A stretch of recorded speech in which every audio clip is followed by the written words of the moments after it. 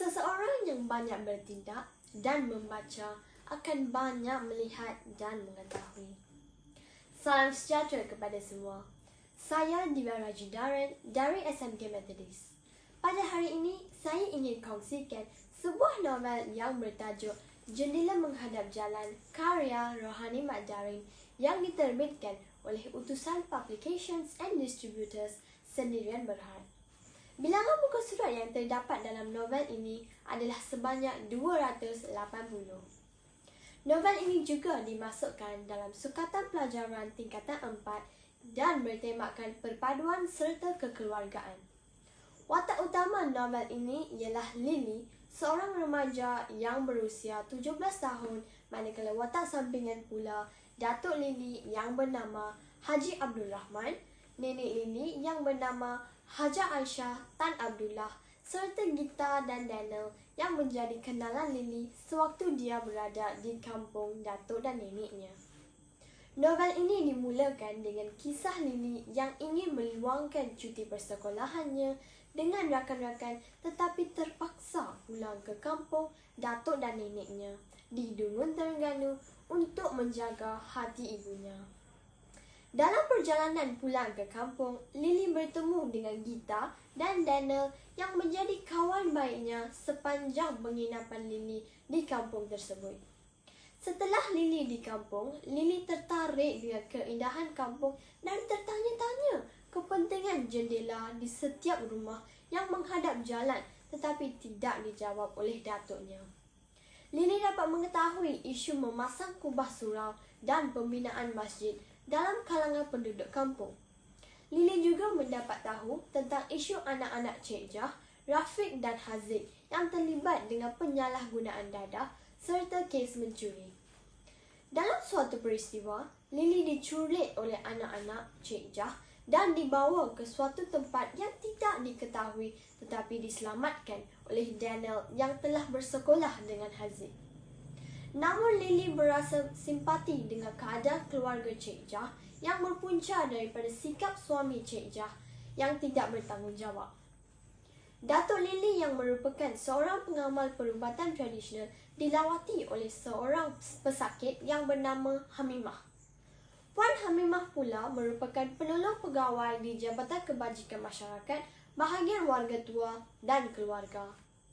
Lily mengambil kesempatan ini untuk membuat aduan tentang masalah yang dihadapi oleh keluarga Cik Jah kepada Puan Hamimah. Beliau bersetuju untuk membantu Lily dalam menyelesaikan masalah keluarga Cik Jah dan akan ke Kuala Lumpur untuk membuat laporan rasmi. Daniel pula datang ke rumah datuk dan nenek Lily untuk berbincang tentang pembinaan masjid dan ingin bertemu dengan penduduk kampung. Daniel dan Lily juga bertemu dengan Gita untuk meminta bantuan menyelesaikan masalah keluarga Cik Jah. Daniel berasa bangga kerana kerelaan Gita bukan sahaja untuk menyelesaikan kerumitan Cik Jah tetapi juga sanggup membantu dalam masalah pembinaan masjid dan surau kampungnya. Kubah baharu yang dipesan untuk surau kampung pula dilarikan orang. Penduduk kampung yang mengesyaki anak-anak Cik Jah telah membelasah mereka sehingga tidak bermaya. Datuk Lily berbaik hati mencarikan herba untuk memulihkan mereka. Tidak lama kemudian, Puan Hamimah dan rakannya, Nadia, telah berjumpa dengan Datuk Lily dan ingin mengadakan pertemuan di Balai Raya. Cik Jah juga hadir serta membuat pengakuan terhadap perbuatan suaminya kepada pihak berkuasa di mana penduduk kampung dapat mengetahui suami Cik Jah yang telah melarikan kubah surau kampung. Puan Hamimah mencadangkan laporan polis dibuat supaya tindakan mahkamah boleh diambil. Cik Jah juga akan menerima bantuan Jabatan Perlindungan Wanita dan Masyarakat untuk membiayai kos pemulihan akidah suaminya. Bukan itu sahaja. Cadangan Daniel tentang pembinaan sebuah masjid diterima oleh semua penduduk. Sebelum pulang ke Kuala Lumpur, Datuk Lily memberitahu sejarah jendela menghadap jalan yang berkaitan dengan zaman penjajahan supaya penduduk dapat tahu musuh yang lalu. Novel ini bertamat dengan Lily yang telah pulang ke kampung tetapi tetap menulis surat kepada Daniel dan kerap berjumpa dengan Gita yang meneruskan pelajarannya di Kuala Lumpur. Setelah membaca dan menghayati novel Jendela Menghadap Jalan, saya memperoleh beberapa pengajaran. Antara pengajarannya ialah kita perlulah mengambil berat akan masalah yang dihadapi oleh orang sekeliling kita dan menghulurkan bantuan jika perlu. Hal ini dapat dibuktikan melalui kepekaan Lily dan rakan-rakannya Daniel dan Gita terhadap masalah keluarga Cik Jah.